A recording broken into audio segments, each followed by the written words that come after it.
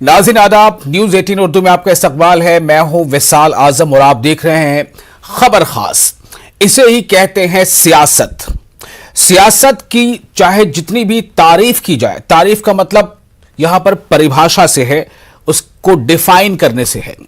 तो सियासत की आप जितनी भी अलग अलग तरह से तारीफें कर लें, उसको परिभाषित कर लें, लेकिन शायद तब भी ऐसा लगता है कि कोई ना कोई पहलू बाकी रह गया। और अक्सर चुनाव से ऐन कबल इसके कई पहलू उजागर होते हैं, सामने आते हैं। हालांकि ऐसा नहीं है कि बहुत सारी ऐसी चीजें हैं जो पहली बार होती हों, कई बार हो चुकी हैं, लेकिन फिर से एक बार हुई हैं और एक ऐसे मौके पर हुई हैं जब उत्तर प्रदेश में इस बात को माना जाने लगा है कि जो बरसर-ए-इक़्तिदार जमात है बीजेपी, उसे अगर किसी जमात से बहुत तगड़ी टक्कर मिलती नजर आ रही है तो वो जमात है, वो कुंबा है समाजवादी पार्टी। चूंकि समाजवादी पार्टी ने जिस तरह से कई छोटे बड़े दलों को एक साथ लेकर एक मजबूत खीमा बनाया है, हालांकि ये सब कुछ कहना कबल अज़ वक्त होगा, कौन कितना मजबूत कौन कितना कमजोर, चूंकि इसका फैसला करना यूपी की आवाम को है। लेकिन एक ऐसे मौके पर जब अखिलेश यादव जो समाजवादी पार्टी और उसके तहत जो भी जमातें हैं उस इत्तेहाद में उसे वो लीड कर रहे हैं, उसकी कयादत कर रहे हैं और ये बता रहे हैं कि समाजवादी पार्टी की जो साइकिल है यानी 22 में बाइसिकल, ठीक एन चुनाव से कबल उनके ही खानदान में एक टूट हो गई है, एक दरार पड़ गई है और इसका फायदा सीधे तौर पर बीजेपी लेना चाहती है। चूंकि ये उसकी अपनी सियासत है, बीजेपी के लिए ये एक बड़ी अच्छी बात हो सकती है कि चुनाव से ऐन कबल मुलायम सिंह यादव की बहू अपर्णा यादव अब बीजेपी का हिस्सा हैं। जरा सोचिए गौर से, मुलायम सिंह यादव को आप किस पार्टी के नाम पर जानते हैं, अखिलेश यादव को आप किस पार्टी के नाम पर जानते हैं और मुलायम सिंह यादव की बहू को आप किस पार्टी के नाम से जानते हैं। मुलायम सिंह यादव की बहू अपर्णा यादव ने बीजेपी का दामन थाम लिया है और उन्होंने बीजेपी की नीतियों, खासतौर से वजीर आजम की जो उनकी नीतियां हैं उससे वो बहुत ज्यादा मुतासिर हैं, उन्होंने खुद को ऐसा बताया है। सवाल यह पैदा होता है कि क्या वाकई ये एक बहुत बड़ा चुनावी सियासी फायदा है बीजेपी के लिए, क्या ये एक बहुत बड़ा चुनावी सियासी नुकसान है समाजवादी पार्टी के लिए, या फिर ये कि इसके और क्या क्या असरात हो सकते हैं। एक बात सिर्फ शुरू में यह कह देना चाहूंगा कि अपर्णा यादव ने 2017 में समाजवादी के टिकट पर चुनाव लड़ा था, हालांकि वो जीत नहीं पाई थी। बहरहाल आज और भी कई तब्दीलियां हुई हैं यूपी के मंजरनामे में। अगर हम देखें, बाज़ाब्ता बीजेपी के तमाम बड़े नेताओं जिनमें कौमी सदर जेपी नड्डा भी थे, उन्होंने मीडिया के सामने आकर कहा है कि उनकी पार्टी उत्तर प्रदेश में इत्तेहादी जमातों के साथ मिलकर चुनाव लड़ेगी पूरे 403 सीटों पर। उसमें अपना दल उनके साथ है, उसमें निषाद पार्टी भी उनके साथ है। लेकिन यह जो एक बड़ा झटका लगता अखिलेश यादव के कुंबे को दिखाई पड़ रहा है अपर्णा यादव की शक्ल में, इसके क्या सियासी माने हैं, इस पर भी आज खास तौर से करेंगे बातचीत अगले आधे घंटे। तो ठीक उसी दिन जिस दिन मुलायम सिंह यादव की बहू अपर्णा यादव ने बीजेपी में शमूलियत इख्तियार की, ठीक उसी दिन अखिलेश यादव ने जो समाजवादी पार्टी और उसके तमाम इत्तेहादियों की वो कयादत कर रहे हैं, यह कहा जाता है कि अगर मैदान जंग में सिपह सलार खुद भी डटा होता है, मौजूद होता है, तो सिपाहियों का हौसला बढ़ा रहता है। शायद इसीलिए अखिलेश यादव ने भी इस बात का ऐलान कर दिया है कि वो अगर सियासत और चुनाव एक जंग है तो वो इस जंग में कूदने को तैयार हैं। जी हां, अखिलेश यादव ने ऐलान किया है कि वो आजमगढ़ की आवाम की इजाजत से आजमगढ़ से चुनाव लड़ेंगे। यह पहली बार होगा कि अखिलेश यादव असेंबली इलेक्शन लड़ेंगे, चूंकि अखिलेश यादव आजमगढ़ जो पार्लिमानी हल्का है वहां से वो मेंबर पार्लियामेंट है। अब हम आते हैं अपने मेहमानों की तरफ। हमारे साथ मौजूद है मोहम्मद अमीन जो सियासी तज्जिया निगार है। मोहम्मद अमीन साहब हमारे साथ जुड़ चुके हैं और प्रशांत वशिष्ठ ये तर्जुमान है बीजेपी, ये हमारे साथ मौजूद हैं। अब्बास हमारे साथ जुड़ चुके हैं, मोहम्मद अब्बास समाजवादी पार्टी के लीडर हैं। आप तीनों का बहुत बहुत इस्तकबाल है न्यूज 18 उर्दू के इस खास शो में जिसका नाम है खबर खास। मोहम्मद अब्बास, मैं सबसे पहले आपके पास आना चाहूंगा। आप कैसा महसूस कर रहे हैं समाजवादी पार्टी के एक लीडर, एक कारकुन की हैसियत से, कि आपके जो नेता हैं उनके खानदान से एक फर्द निकलकर वो कमल को थाम लेता है? कितना बड़ा झटका है आपके लिए?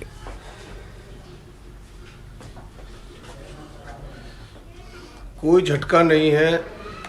भारतीय जनता पार्टी पिछली बार कही थी कि परिवार को टिकट, इसको टिकट, चाचा को टिकट, भैया को टिकट, सबको टिकट। अखिलेश यादव जी ने थोड़ा उस पर ठीक करने का काम किया। अब भारतीय जनता पार्टी के लोग हैं, एन कैन प्रकरण करके अगर अर्पणा जी को ज्वाइन करा दी तो उनका निजी विषय है, निजी विचार है, अपना जहां जिसका भी होता है, डेमोक्रेसी है। लेकिन इतना तय है कि ये चुनावी मुद्दा नहीं है। किसको टिकट होना, किसको नहीं हो, ये चुनावी मुद्दा नहीं है।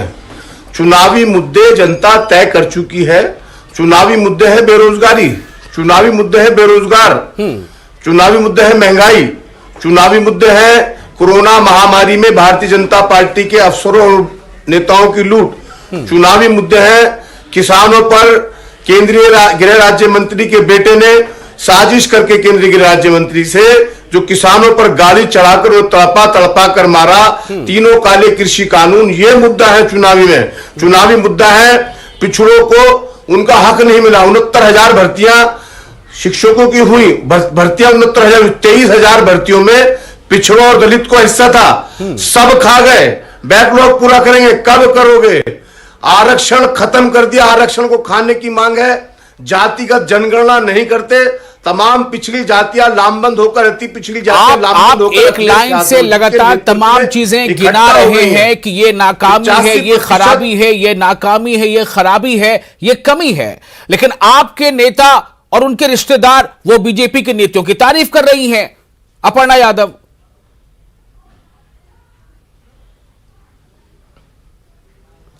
देखिए, आने जाने से किसी का फर्क नहीं पड़ता। समाजवादी पार्टी में एक ही नेतृत्व है अखिलेश यादव जी का। जो उसे स्वीकार करेगा पार्टी में रहेगा, जो स्वीकार नहीं करेगा वो पार्टी में उसके लिए कोई जगह नहीं। वो घर का हो, परिवार का हो, कार्यकर्ता हो। बिल्कुल स्पष्ट संकेत है कि एक नेतृत्व है।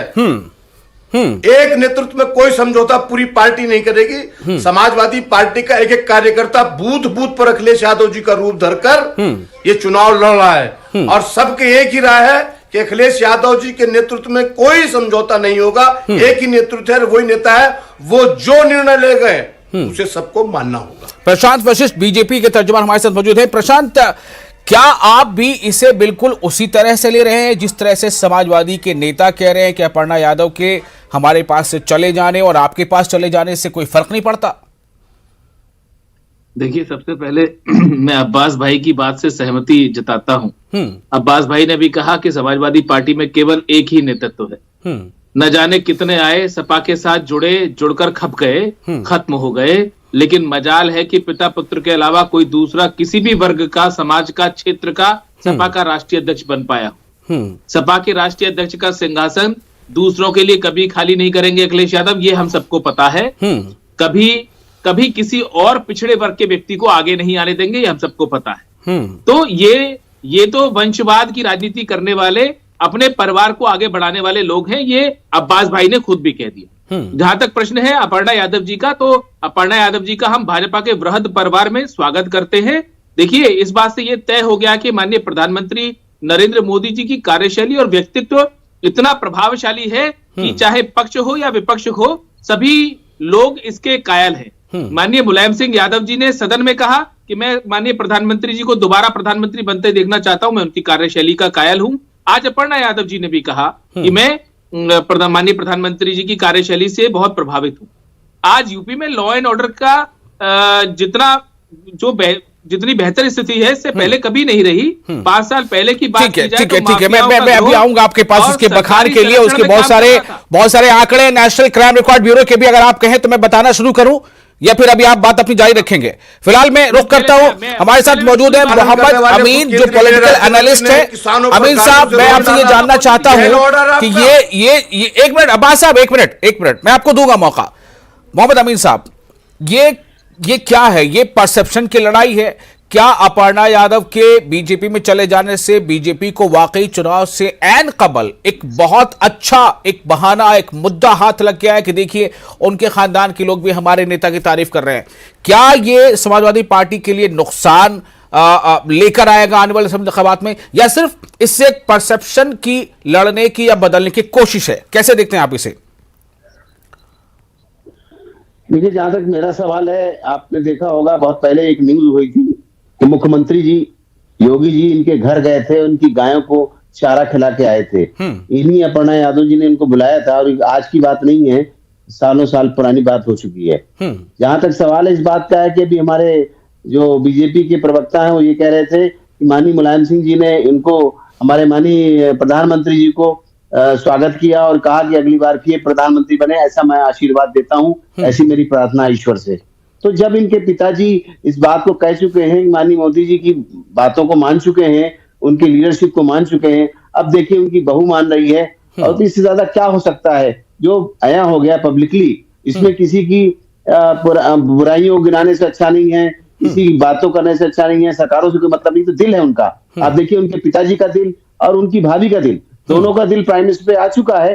जब आ चुका है तो ये लोग भगवाकरण का अख्तियार कर लिया इन्होंने, तो अब क्या करेंगे ये? क्योंकि इनके यहाँ दमन की राजनीति बहुत देखने को मिली है कि जब भी ये सत्ता में रहते हैं, ये समाजवादी वाले, ये अपने यादों के अलावा ना तो किसी को एमएलसी बनाते हैं, ना किसी को एमएलए का जल्दी टिकट देते हैं, ना किसी दूसरे को अध्यक्ष बनाते हैं, और ना ही महिला है तो वो भी घर में है, भतीजा भाई जितने हो सकते हैं खानदान के। मतीन साहब, मैं इसको थोड़ा सा महदूद दायरे में रखना चाहता हूं। मेरा सिर्फ सवाल आपसे ये है कि अपर्णा यादव के बीजेपी ज्वाइन कर लेने से किस तरह का फायदा बीजेपी को हो सकता है चुनाव से ठीक कबल, और किस तरह का नुकसान समाजवादी को हो सकता है या नहीं हो सकता है? क्या है? समाजवादी को तो जो नुकसान होगा नहीं, उसकी मैं बात करता हूँ, लेकिन हाँ बीजेपी को फायदा जरूर होगा इस बात का कि उनके घर के लोग भी अट्रैक्ट हो रहे हैं बीजेपी की तरफ। और उन्होंने क्लियर कट कहा, इसमें वो भी थे, हमारे जो आज न्यूज में थे, वो अध्यक्ष भी थे प्रदेश के, उप मुख्यमंत्री मौर्य जी भी थे, मौजूद थे।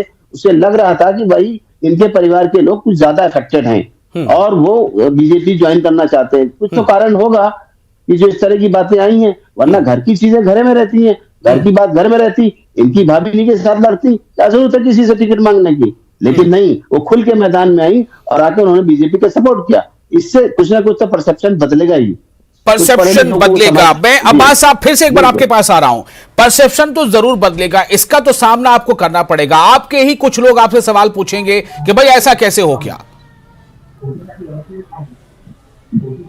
देखिए, हमारा एजेंडा साफ है, हमारी मुद्दों की लड़ाई है, हमारी बेरोजगारी के खिलाफ लड़ाई है, हमारी महंगाई के खिलाफ लड़ाई है, हमारी लड़ाई पिछड़ों के आरक्षण को लेकर है, हमारी लड़ाई जातिगत जनगणना के लिए है, हमारी लड़ाई कोरोना काल में हुई लूट के लिए है, हमारी लड़ाई किसानों को रौंदा गया तो क्या ये लड़ाई थोड़ी बहुत भी कमजोर नहीं पड़ेगी कि आपके पार्टी और आपके नेता के खानदान का एक फर्द वो चला गया विरोधी पार्टी में?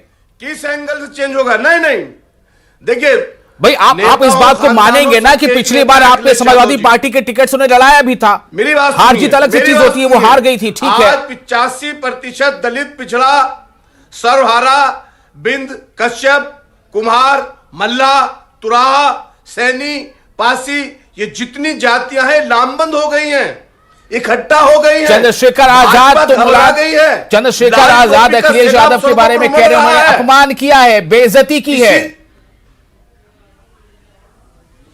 भीम आर्मी के अखिलेश यादव जी सबका सम्मान करते हैं, राष्ट्रीय अध्यक्ष जी कोई अपमान नहीं करते। क्या बात रही, उन्हें समझने में कमी रही, हमने पूरा पार्टी ने पूरा सम्मान दिया है और आगे आएंगे तो आगे भी सम्मान की बात करेंगे। ठीक है, चलिए मैं अब रुख करूंगा अपने नुमाइंदे हमारे साथ मौजूद है Tariq cover, senior associate editor. Tariq, ये अब्बास साहब कह रहे हैं कि अपर्णा यादव के बीजेपी में जाने से कोई फर्क नहीं पड़ेगा।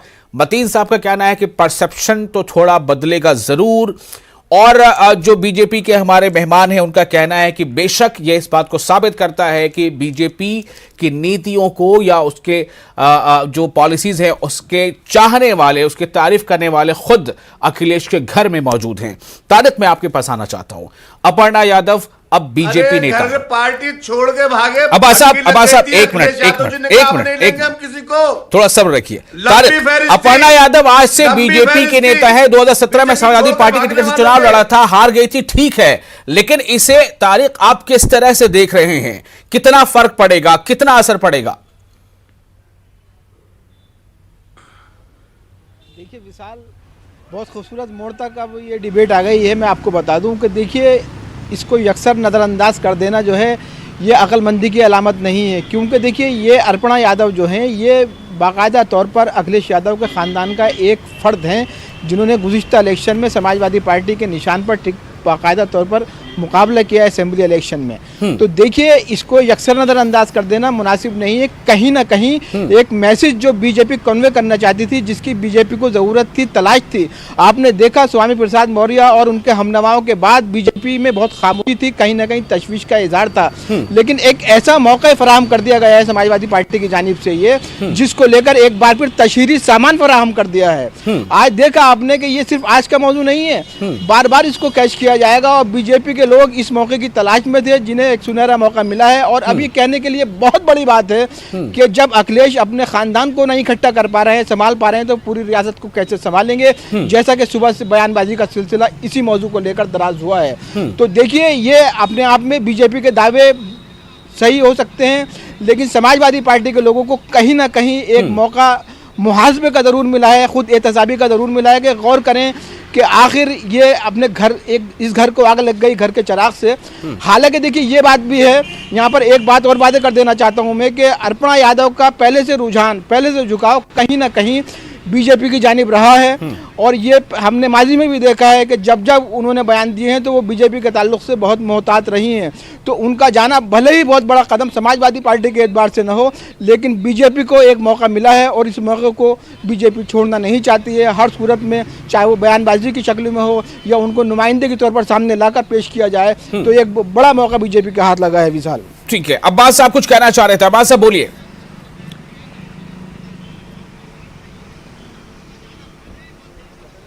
जो साथी पत्रकार थे बोल रहे थे मेरे भाई जी, किस वर्ग पे प्रभाव पड़ेगा, उस वर्ग का मुझे हवाला तो दे दो कि फला जाति की, फला बिरादरी की, फला वर्ग की, फला समूह की वोट इनसे हिल जाएगी। तो हम भी उस पर कोई बात कहें, कोई फर्क नहीं, सिंगल वोट है, सिंगल ही रहेगी। समाजवादी पार्टी के साथ लामबंद हो गई है, उन वंचितों ने लामबंदी करती है जो पिछड़ी जातियों के रूप में है, जो दलित है, जो सर्वहारा वर्ग है, जो बेरोजगार है, जो कोरोना से हाहाकार मचा और कोरोना में लूट पिट गए, तमाम वो किसान जातियां जो किसानी करती हैं। और भारतीय जनता पार्टी ने ठगने का काम किया। डर चुनावी हार की वजह से तीनों कृषि बिल वापस हुए, लेकिन उनके केंद्रीय कृषि मंत्री ने कहा कि ये बिल फिर वापस होंगे। आप सब चैनलों पर चला है, तो किसान समझदार हो गए, होशियार हो गए। पिछड़ों को अपना हक लेना है, न्याय लेना है, आरक्षण को बचाना है, संविधानों को बचाना है, दलित सब इकट्ठा होकर लामबंद कर दिया। तो क्या अब्बास साहब मेरे एक सवाल का जवाब सिर्फ दे दीजिए, क्या ये पैगाम नहीं जाएगा कि कहीं ना कहीं अपर्णा यादव सियासत में जो अपना हक चाहती थी वो नहीं मिला, इसलिए उन्होंने पार्टी बदल दी? भारतीय जनता पार्टी वालों ने छाती पीट पीट के 1 महीना शोर मचाया था जब अर्पणा जी को टिकट दिया था। याद कर दिए सब तरह, हाय घर को टिकट, इस बहू को भी टिकट, उस बहू को टिकट, ये फजीता कर रहे थे। आज जब अखिलेश यादव जी ने, अब सारा राष्ट्रीय अध्यक्ष जी ने सारा काम कर रहे हैं और ये टिकट दे रहे हैं, तो ये उस बात को पिछली जबान कहां गई? ये दोहरे चरित्र के लोग हैं, दो जीवा के लोग हैं। चलिए मैं इस सवाल का जवाब ले लेता हूं प्रशांत वशिष्ठ जी से। प्रशांत वशिष्ठ जी बोले, ये वही बोलते हैं जी। देखिए, कितना चिल्ला रहे थे पिछली बार 17 में जब चुनाव अरे परिवारवाद। देखिए, अभी अब्बास भाई कह रहे थे कि अखिलेश जी सबका सम्मान करते हैं। अरे अभी मैं थोड़ी देर पहले ही एक वीडियो देख रहा था जिसमें अखिलेश जी ने खुले मंच से माननीय मुलायम सिंह यादव जी का किस प्रकार अपमान किया, ये कि पूरे देश से छिपा नहीं है। तो अखिलेश जी अगर सम्मान करते होते तो अपर्णा जी कभी भारतीय जनता पार्टी में नहीं आती, कभी माननीय मुलायम सिंह यादव जी न कहते कि जो अपने बेटा अपने बाप का नहीं हुआ वो उत्तर प्रदेश का क्या हो सकता है। तो इस बात को लोगों को समझने की आवश्यकता है और हम तो स्वयं भी चाहते थे कि पहले अब्बास भाई को चुप कीजिए। देखिए विशाल भाई, पहले बोलिए तब आगे बात चलेगी। हाँ, तो बोलिए, मेरे बोलिए, देखिए प्रशांत जी हम तो बोलिए। खुद चाहते हैं, देखिए बेरोजगारी पर बात होनी चाहिए, बिल्कुल सही है। अब्बास भाई जो कह रहे हैं बेरोजगारी पर बात करें, जनता बेरोजगारी पर ही चुनाव करने वाली है, क्योंकि भाई अब जनता जानती है कि जब समाजवादी पार्टी की सरकार थी तब उस समय 17.5% की बेरोजगारी दर थी, और कोरोना काल के रहते हुए भी भारतीय जनता पार्टी के सार्थक प्रयासों से, सरकार के प्रयासों से आज वो दर 4.1% तक हम झूठे लेकर आए। आंकड़े मत दीजिए, जो सारी भर्तियों को समाजवादी सॉल्वर पार्टी गैंग की से आपने सरकार बंद में कराया। आरटीआई डाला तो सॉल्वर पता पड़ा जितनी भर्तियां हुई, जितनी 2,05,000 भर्तियां हुई, जितने इम्तिहान समाजवादी हुए, पार्टी की सरकार दे पाई। बेरोजगारों के आज सब ये अब्बास भाई कैंसिल यहाँ हुए। पर बैठकर ज्ञान दे रहे हैं जो रोजगार भर्तियां पर। उसमें आज पिछड़ों का, सरकार दलितों का ज्ञान दे रहे आरक्षण खा गए हैं जो आप लोग। 4.5 लाख लूट करी है, सरकारी डकैती रोजगार डाली की है, सरकार ने पिछड़ों के दिए, आरक्षण पर, 3,21,000 दलितों के संविदा पर रोजगार दिए, लूट लिया एमएसएमई को 50 संवैधानिक लाख हक। एमएसएमई को खड़ा किया, सारी 2,13,000 भर्तियां करोड़ का कैंसिल ऋण बांटा, सॉल्वर गैंग और भाजपा 1 का करोड़ 80 लाख निकलता रोजगार है। हमने दिए। तो हमने तो 2,02 करोड़ आप रोजगार लूट केवल मार उत्तर प्रदेश करते में हैं देने का काम आरक्षण किया के है। साथ। तो जनता देख रही बेरोजगारी है, है, किसको जनता रोजगार रोजगार दिया? के विषय पर भी भारतीय जनता पार्टी को सिर्फ चलेगी, जुमला है कोरोना रोजगार। प्रबंधन पर भारतीय जनता मैं- पार्टी मैं चलेगी। अमीन साहब का एक छोटा सा कमेंट यहाँ पर लेना चाहूंगा। अमीन साहब, इस प्रकार का प्रबंधन जी माननीय मोहम्मद अमीन साहब, चीनी एक कमेंट मुझे छोटा सा सरकार ने चाहिए। किया देखिए कि ऑस्ट्रेलिया की सरकार तक अमीन करनी साहब, पड़ी। किस हद तक फायदा मिल सकता है बीजेपी को अपर्णा यादव का, किस हद तक फायदा मिल सकता है?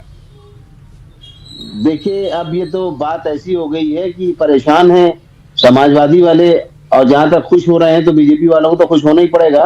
देखिए, पढ़ी लिखी लेडी है वो, और इनके टिकट पे लड़ चुकी है, इनके खानदान की बहू है, जिसको कहता है इज्जत होती है। तो जब ये अपने घर की अपनी इज्जत को नहीं रोक पाए और वो चली गई दूसरे के घर में, तो अब उसके लिए क्या पछताना है इनको। और ये इनका रटा रटाया मैं सुन रहा हूँ, स्टार्टिंग में भी यही, स्टार्टिंग रिमार्क भी यही था, और क्लोजिंग भी मैं समझता हूँ ये रिमार्क इनका है बार बार अब्बास भाई का, कि ये नहीं हुआ और वो नहीं हुआ। अरे जो होगा, तो जो होमवर्क किया होगा 5 साल में योगी जी ने और इस सरकार ने, उनको उसका रिजल्ट मिलेगा। इन्होंने क्या किया था या क्या करेंगे जनता समझती है। ऐसा नहीं कि जनता पागल है, जनता बिल्कुल एक एक बात को समझती है। आज का बच्चा विशाल अब भाई, मैं उसको एक बताना चाहता चॉकलेट हूं। देना चाहे तो 20 रुपए का लेता है, ठीक है, 20-25 रुपए से चॉकलेट या आइसक्रीम नहीं लेता है। आज बच्चे नहीं है लोग सब समझदार हैं, जनता पढ़ी लिखी जानती है। मैं जो है, देखिए मैंने कुछ बयान छोटे छोटे, अपर्णा जी का एक बयान हमारे पास है और अखिलेश यादव का, चूंकि आज ही मैंने बताया कि एक ऐलान भी उन्होंने किया कि वो आजमगढ़ से चुनाव लड़ेंगे। मैं चाहूंगा कि पहले वो बयान सुन ले, वक्त बचेगा तो फिर आपके पास आऊंगा। वो बयान सुनाते। बोलना चाहती हूँ कि अब मैं राष्ट्र की आराधना करने निकली हूँ, इसलिए आप सभी लोगों का सहयोग भी बहुत अनिवार्य है। और मैं बहुत हमेशा से प्रभावित रहती हूँ जिस प्रकार की कार्यशैली है। मैं उन्हें शुभकामनाएं और बधाई देता हूँ। समाजवादी विचारधाराओं का विस्तार हो रहा है और हमें उम्मीद है कि लोकतंत्र बचाने के लिए, संविधान को बचाने के लिए भारतीय जनता पार्टी में भी वो इस बात को आगे ले जाएंगी। आजमगढ़ ने चुना है मुझे, आजमगढ़ की जनता से और उनसे अपील करके, उनसे बता करके तभी आगे चुनाव लड़ूंगा, और पार्टी जहां तय कर देगी वहां चुनाव लड़ूंगा। तो चलिए मैं आपके पास आता हूं। प्रशांत वशिष्ठ जी, आप मुझे थोड़ा वक्त मांग रहे थे। प्रशांत जी बोलिए। जी अभी एक कह रहे थे अखिलेश जी, समाजवादी विचारधाराओं का विस्तार हो रहा है। तो समाजवादी का मतलब होता है सर्व समाज को सम्मिलित होकर समाजवाद होता है, केवल अपने परिवार के लिए समाजवाद नहीं होता। अखिलेश यादव जी की ना सरकार परिवार के लिए होता है, ना 80-20 तो के लिए होता है। बिल्कुल सही। चलिए, बहुत बहुत शुक्रिया आप तमाम लोगों का इस खास मौजू पर अपनी बात रखने के लिए। हमारे नाज़रीन, आपका भी शुक्रिया। मुझे दीजिए इजाजत। आदाब।